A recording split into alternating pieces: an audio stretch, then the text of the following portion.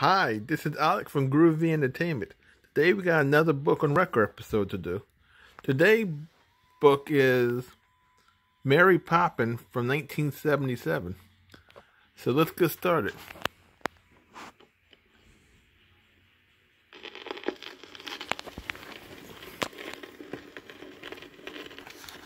This is the story of Mary Poppins.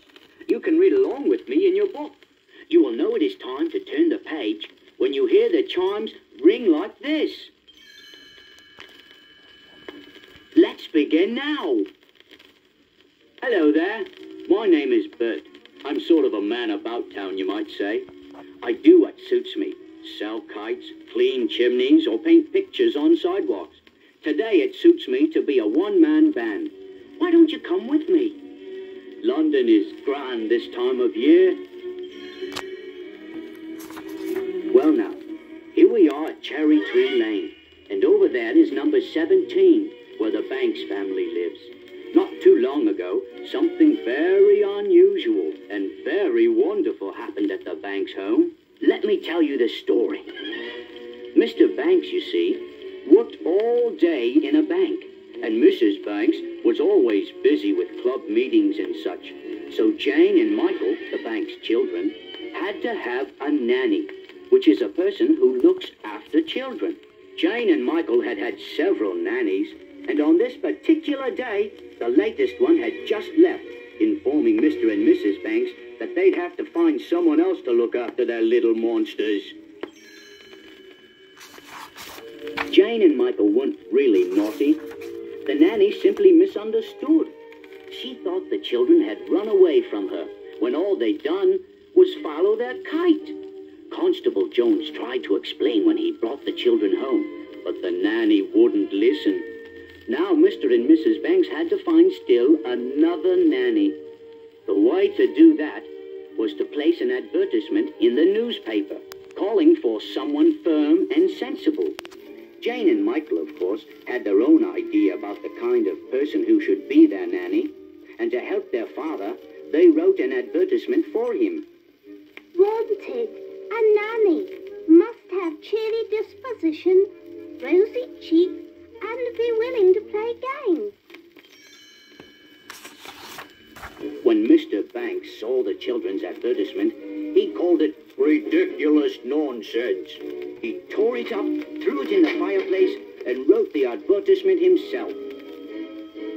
But late that night, a strange breeze blew down the Banks chimney and carried the pieces up into the night sky. The next morning, when Jane and Michael got up, the line of nannies they saw from their window stretched clear around the block. They were all waiting to be interviewed by Mr. Banks, and a firm and sensible lot they were, not a rosy cheek among them. Jane looked at the nannies in dismay. I don't understand, Michael. They're not what we advertise for at all. But just then, a wind started blowing from the east. Down Cherry Tree Lane, the east wind blew, growing stronger and stronger. Finally, it picked up all those firm and sensible nannies and blew them away. Before Mr. Banks even knew they were there, every last one of them was gone. Jane and Michael watched in glee from the nursery window. Then, riding toward them on the east wind, a person holding a black umbrella approached. Oh, look, Michael, it's her, our nanny. Rosy cheeks and everything. The rosy-cheeked person landed on the doorstep of number 17. She promptly marched in and said, Mr. Banks, I am the new nanny. And before Mr. Banks even knew what had happened, she slid up the banister to the nursery. My name is Mary Poppins, She said, taking off her coat and hat. Come along, children. We'll begin with a game called Let's Tidy Up the Nursery. Jane didn't like the sound of that. Are you sure it's a game, Mary Poppins? That depends on your point of view. You see, in every job that must be done, there is an element of fun. To find the fun and snap, the job's a game. Just a spoonful of sugar helps the medicine go down.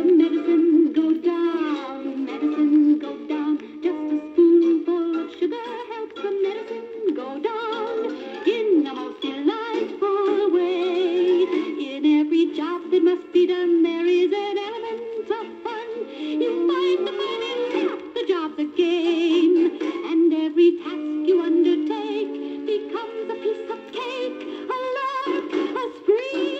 It's very clear to see that the Mary Poppins snapped her fingers, and sure enough, Let's Tidy Up the Nursery became a magical game. Toys put themselves away, beds made themselves, clothes hung themselves up, and soon the nursery was neat as a pin.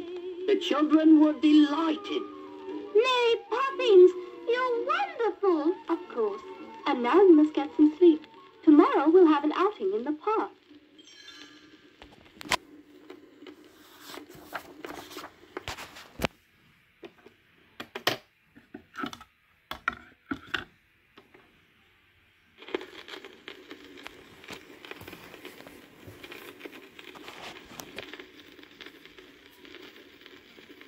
The next day, it suited me to be a sidewalk artist, and I was drawing pictures in chalk when I looked up and saw Mary Poppins and the children.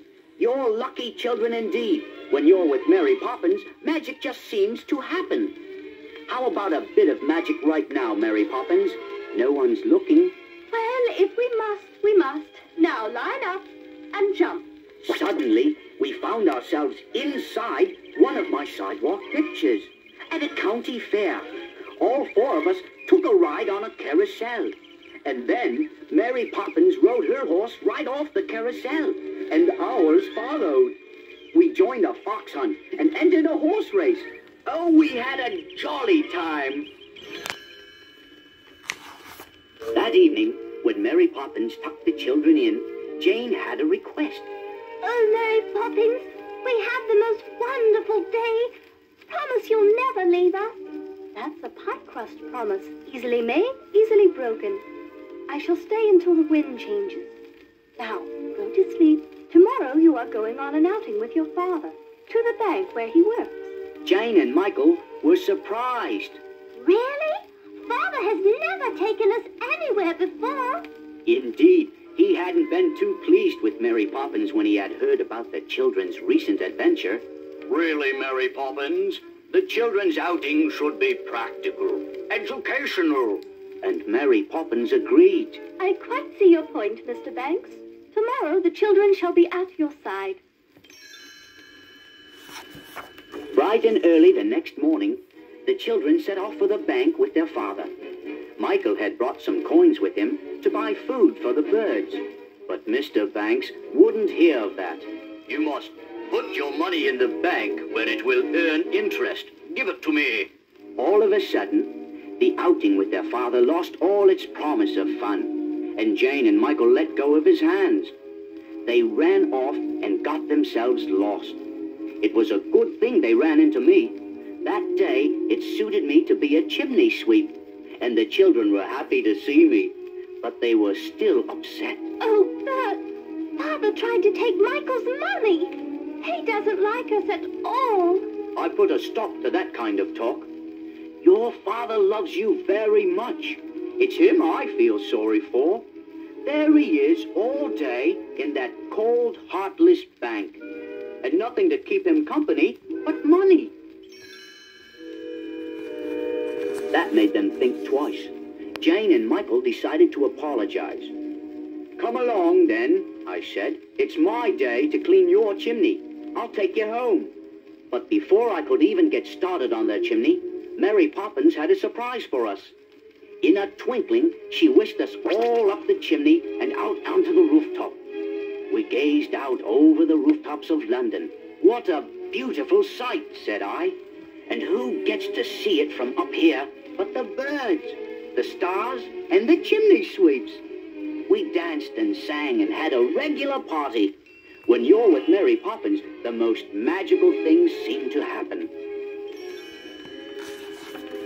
Jane and Michael felt much better after their party on the rooftop, and they went straight to their father. Michael offered him his coins to put in the bank. Mr. Banks smiled. Keep your money, Michael. I was only doing what I thought best for you. But now I see that money isn't that important. It's having fun that counts at your age. And from now on, I'm going to spend a lot more time with you both. And Mr. Banks gave the children a hug and went off to make them a kite. Then the whole Banks family went to the park together. For the first time in ever so long, they flew their kite and had a grand time. The wind had changed, and everyone wanted to fly a kite. I was the only one who noticed Mary Poppins sailing away on the west wind. Goodbye, Mary Poppins, I waved. Don't stay away too long.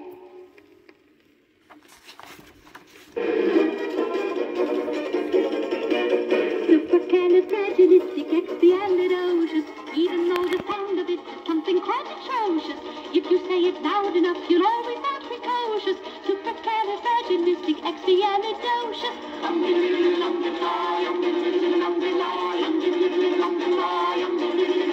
Because I was afraid to speak when I was just a lad. Me father gave me nose a tweak and told me I was bad. But then one day I learned a word that saved me aching nose. The biggest word you ever heard, and this is how it goes. Oh, supercalifragilisticexpialidocious. Even though the sound of it is something quite atrocious, if you say it loud enough, you'll always sound precocious. Supercalifragilisticexpialidocious.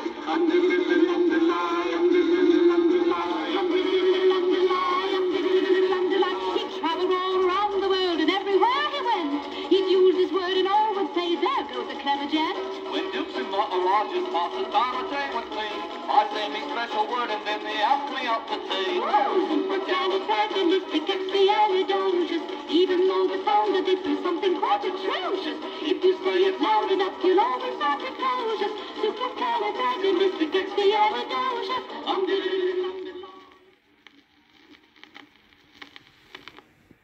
So that was Mary Poppins from 1977. Now the book said that this movie came out in 1964. Now I've seen this movie broken up 100 times. Never saw it the whole way through ever. It was, when I seen it as a little kid in the 80s, it seemed kind of boring to me. But the book made it seem a little more interesting. Me seeing it the first time, this kind of form. So please like and subscribe, share and comment, and have a groovy day. And our next book will be